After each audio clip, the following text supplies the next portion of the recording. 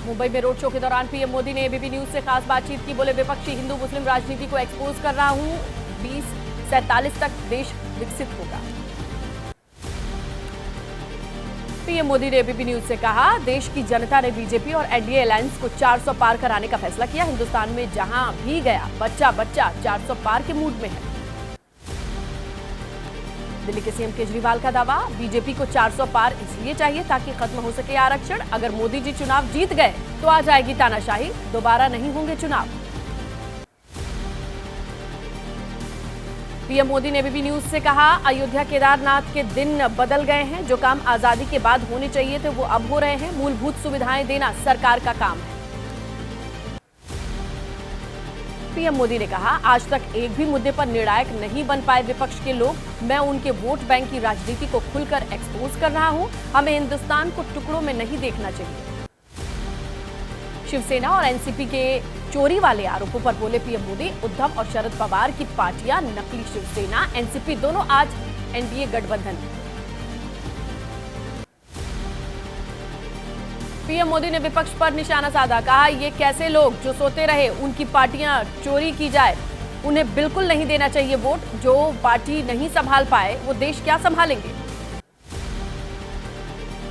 कल्याण की रैली में बोले पीएम मोदी, नकली शिवसेना कांग्रेस के साथ खड़ी। कांग्रेस ने गरीबी हटाओ के नारे दिए, भ्रष्टाचार को शिष्टाचार बनाया था। क्या ऐसे लोग कर सकते हैं देश का नेतृत्व। महाराष्ट्र के ढिंढोरी में पीएम मोदी ने कहा, कांग्रेस चाहती थी पूरे बजट का 15% मुसलमानों पर खर्च हो।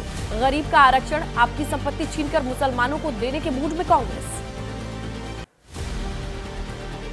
प्रियंका गांधी ने कहा, प्रधानमंत्री जी 10 साल में सिर्फ धर्म के आधार पर राजनीति करते रहे।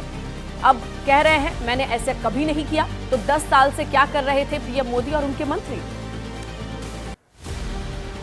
पीएम मोदी के बयान पर बोली कांग्रेस महासचिव प्रियंका गांधी, पीएम मोदी जो कर रहे हैं वो पूरा देश देख रहा है। प्रधानमंत्री जी सिर्फ झूठ फैलाते हैं, लेकिन जनता बहकावे में नहीं रहेगी।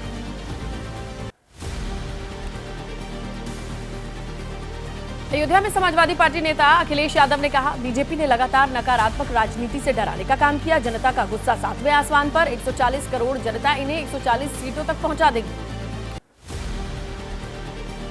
जम्मू कश्मीर के अनंतनाग में बोले फारूक अब्दुल्ला, चुनाव में धर्म के आधार पर देश को बांट रहे हैं पीएम मोदी। हमें एक साथ रहना होगा, हमें देश को बचाना है।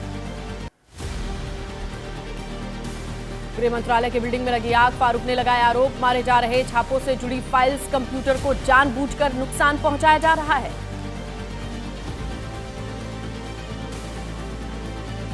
और चलिए 9 सेकंड न्यूज में बात कर लेते हैं लोकसभा चुनाव प्रचार से जुड़ी खबरों की।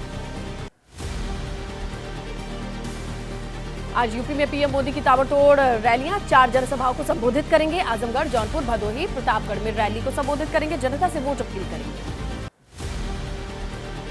आज बिहार में चुनाव प्रचार करेंगे अमित शाह। बिहार में 2 जनसभाएं, सीतामढ़ी, मधुबनी में रैली को संबोधित करेंगे। बीजेपी के लिए वोट अपील करेंगे। बीजेपी अध्यक्ष जेपी नड्डा आज ओडिशा में चुनाव प्रचार करेंगे। रोड शो के अलावा 2 जनसभाएं, सुबह भुवनेश्वर में रोड शो, पदमपुर, सुंदरगढ़ में जनसभा को संबोधित करेंगे। आज सुबह लखनऊ में इंडिया गठबंधन की प्रेस कॉन्फ्रेंस, साझा प्रेस कॉन्फ्रेंस करेंगे केजरीवाल अखिलेश। सुबह 10 बजे एसपी ऑफिस में मीडिया के सवालों का जवाब देंगे। आज पंजाब में चुनाव प्रचार करेंगे दिल्ली के सीएम और आप संयोजक अरविंद केजरीवाल। अमृतसर में रोड शो, दरबार साहिब में मत्था टेकेंगे। जनता से वोट अपील करेंगे। आज ओडिशा के चुनावी दौरे पर कांग्रेस अध्यक्ष मल्लिकार्जुन खड़गे। दोपहर में भुवनेश्वर में प्रेस कॉन्फ्रेंस, 3 बजे कंधमाल, फुलबनी में जनसभा। कांग्रेस महासचिव प्रियंका गांधी का रायबरेली में प्रचार जारी। आज रायबरेली लोकसभा के तहत सरेनी विधानसभा में नुक्कड़ सभाएं करेंगी, जनसंपर्क करेंगी। एसपी प्रमुख अखिलेश यादव आज कई जनसभाओं को संबोधित करेंगे। बांदा, फतेहपुर, कौशाम्बी में प्रचार, 3 जनसभाओं को संबोधित। 5वें चरण के लिए जनता से समर्थन मांगेंगे। अमित शाह से मिली धनंजय सिंह की पत्नी और बीएसपी से पूर्व प्रत्याशी रही श्रीकला रेड्डी। कल धनंजय सिंह ने किया था बीजेपी को समर्थन देने का ऐलान। चिराग पासवान ने दावा किया, कांग्रेस को इतिहास में सबसे कम सीटें मिलने जा रही हैं। प्रधानमंत्री के नामांकन में घटक दल के सभी लोग थे शामिल, लेकिन विपक्ष बिखरा हुआ है, विपक्ष की हार होगी। तेजस्वी यादव का चिराग पासवान पर पलटवार, कहा वो तो मेरे चाचा को जेल भिजवाना चाहते थे, उनकी 300 सीट जीतने के दावे की बात छोड़ ही दीजिए। गोड्डा लोकसभा सीट पर कांग्रेस प्रत्याशी प्रदीप यादव का चुनावी दौरे में दिखा अनोखा अंदाज। सीट पर कांग्रेस और बीजेपी के बीच कड़ी टक्कर है। निशिकांत दुबे हैं बीजेपी के प्रत्याशी। आज श्रीनगर जाने वाले हैं केंद्रीय गृह मंत्री अमित शाह। सूत्रों के मुताबिक 6 बजे पहुंचेंगे श्रीनगर। यात्रा के दौरान कोई बड़ा राजनीतिक घटनाक्रम संभव। बीजेपी के प्रतिनिधिमंडल ने बुधवार को चुनाव आयोग से मुलाकात की। विपक्ष पर लगाया बार बार आचार संहिता के उल्लंघन का आरोप, कहा झूठ बोल रहे हैं विपक्ष के नेता। आंध्र प्रदेश में चुनाव बाद हो रही हिंसा पर चुनाव आयोग सख्त। DGP Harish Kumar Gupta, chief secretary को आज चुनाव आयोग ने तलब किया। जांच पड़ताल के लिए टीम गठित हो सकती है। 9 सेकंड न्यूज में बात कर लेते हैं राजनीति से जुड़ी कुछ और बड़ी खबरों की।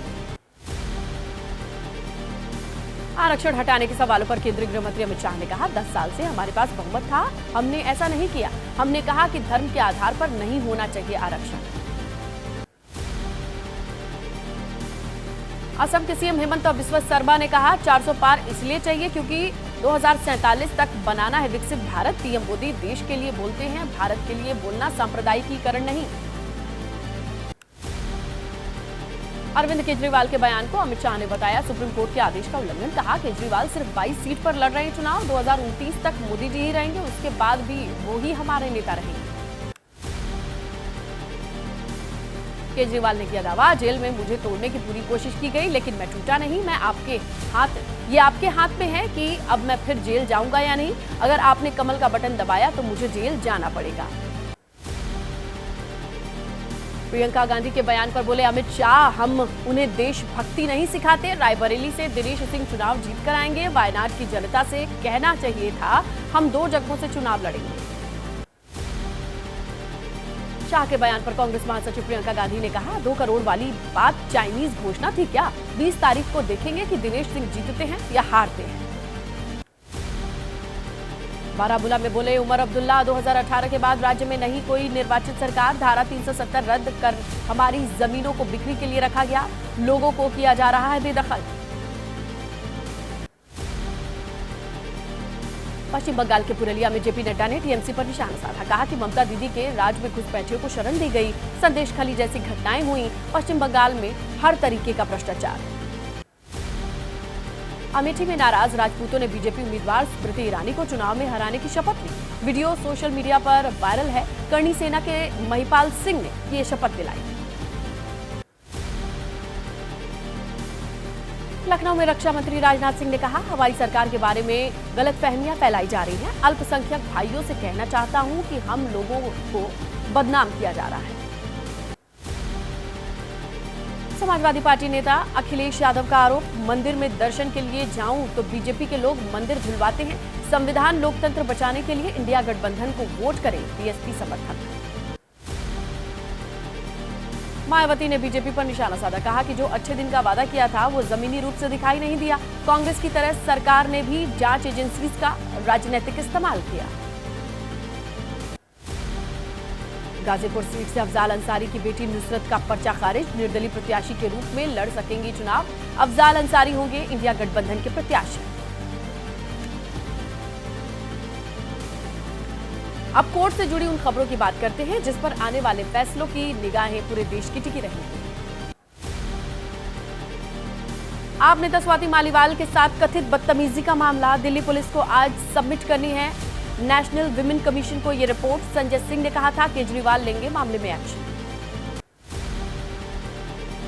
स्वाति मालीवाल मामले पर बीजेपी नेता राधिका खेड़ा ने पूछा, क्यों नहीं दर्ज हुआ मामला? क्या केजरीवाल को इसी के लिए मिली है बेल? लेनी चाहिए नैतिक जिम्मेदारी। दिल्ली हज कमेटी के अध्यक्ष कौसर जहां ने कहा, क्यों केजरीवाल ने नहीं की कोई कार्रवाई? क्यों उन्हें दिल्ली आबकारी नीति से जुड़ी जानकारी के सामने आने के बाद का डर है क्या? आज झारखंड के मंत्री आलमगीर आलम को कोर्ट में पेश करेगी ईडी। टेंडर घोटाले को लेकर पूछताछ के दौरान किया था गिरफ्तार। जांच में सहयोग नहीं करने के आरोप।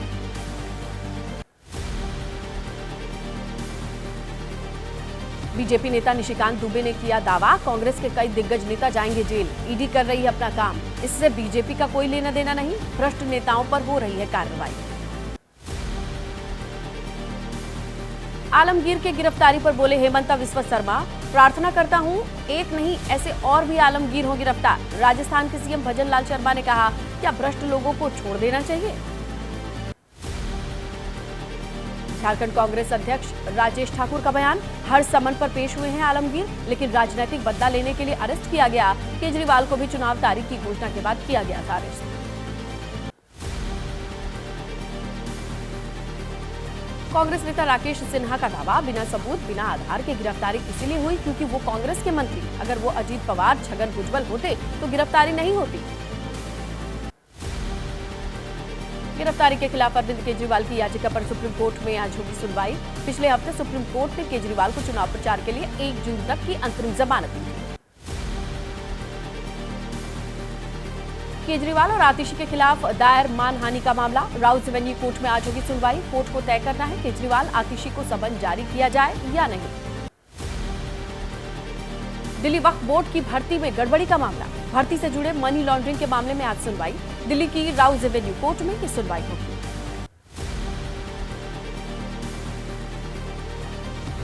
मथुरा कृष्ण जन्मभूमि शाही ईदगाह मस्जिद का मामला, इलाहाबाद हाईकोर्ट में आज सुनवाई जारी रहेगी। सुनवाई के बाद सुरक्षित रखा जा सकता है, कोर्ट का फैसला। अब अपराध से जुड़ी खबरों का रुख करेंगे सिर्फ 9 सेकंड न्यूज में। जम्मू कश्मीर के बलोल इलाके में नारकोटिक्स डिपार्टमेंट और पुलिस की कार्रवाई, तस्करों के कब्जे से छुड़ाई गई करीब 20 एकड़ जमीन। इस इलाके में पाकिस्तान से भेजे जाते हैं नशे की खेप। जम्मू कश्मीर में नारकोटिक्स कैपिटल के रूप में जाना जाता है यह इलाका। उद्योगों के लिए आवंटित 20 एकड़ सरकारी जमीन पर तस्करों ने किया कब्जा। तस्करों ने जमीन पर बनाए कच्चे घर। हुबली की घटना को लेकर बीजेपी कार्यकर्ताओं का प्रदर्शन, आरोपी के खिलाफ सख्त कार्रवाई की मांग कर रहे बीजेपी कार्यकर्ता। घटनास्थल पर अधिकारियों ने निरीक्षण कर जांच की बात कही। मेरठ के टीपी नगर इलाके में शिवकुंज मलियाना कॉलोनी का मामला, अचानक घर के बाहर से लापता हो गया था बच्चा। पड़ोसी के साथ चल रही थी बच्चे के परिवार का विवाद।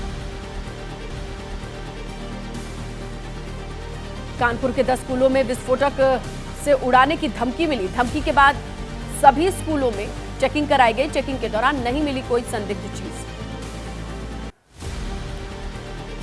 एहतियातन कुछ स्कूलों ने निजी स्तर पर सुरक्षा बढ़ाई। स्कूल संचालकों को निर्देश दिए गए, कुछ भी गड़बड़ी मिलने पर फौरन पुलिस को सूचित किया जाए। सुरक्षा में कोताही न बरतने की भी अपील। पुलिस की प्राथमिक जांच के दौरान मिली जानकारी, ईमेल भेजने के लिए रूस के सर्वर का हुआ इस्तेमाल। ईमेल भेजने के लिए वीपीएन का भी सहारा लिया जा सकता है, जानकारी जुटा रही है पुलिस। मध्य प्रदेश के शहडोल में जय भीम बोलने पर युवक की पिटाई। ब्योहारी थाना क्षेत्र के साखी गांव का मामला, पीड़ित ने दबंगों के खिलाफ मामला दर्ज कराया। 2 आरोपियों के खिलाफ एफआईआर। आइए कुछ अलग अलग राज्यों में जो अहम खबरें हैं उनकी जानकारी लेते हैं 9 सेकंड न्यूज। सीएए के तहत नागरिकता प्रमाण पत्रों का पहला सेट जारी हुआ। 14 लोगों को दी गई भारत की नागरिकता। पाकिस्तान, बांग्लादेश, अफगानिस्तान से प्रताड़ित गैर मुस्लिम प्रवासियों को भारत की नागरिकता देने की प्रक्रिया शुरू। शरणार्थियों ने भारत की नागरिकता मिलने पर खुशी जताई। एक हिंदू रेफ्यूजी परिवार ने अपनी बच्ची का नाम रखा नागरिकता। इसी बच्ची के नाम का जिक्र पीएम मोदी ने भी किया था। कानपुर के Maharana Pratap group of college में हंगामा। कॉमन यूनिवर्सिटी एंट्रेंस टेस्ट की परीक्षा के दौरान हंगामा। छात्र छात्राओं ने पेपर लीक का आरोप लगाया। कानपुर में गुस्साए छात्र छात्राओं ने कॉलेज परिसर में हंगामा किया। कुछ छात्रों ने कॉलेज परिसर के भीतर पत्थरबाजी की।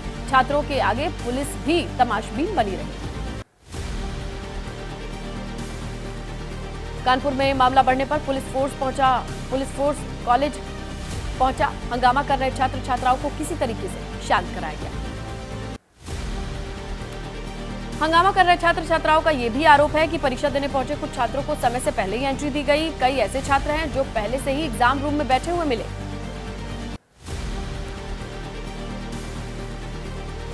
मध्य प्रदेश के उज्जैन में इलेक्ट्रॉनिक की दुकान में आग, कुछ ही देर में धू धू कर जलने लगी दुकान। आग बुझाने के लिए मौके पर बुलानी पड़ी फायर ब्रिगेड की कई गाड़ी।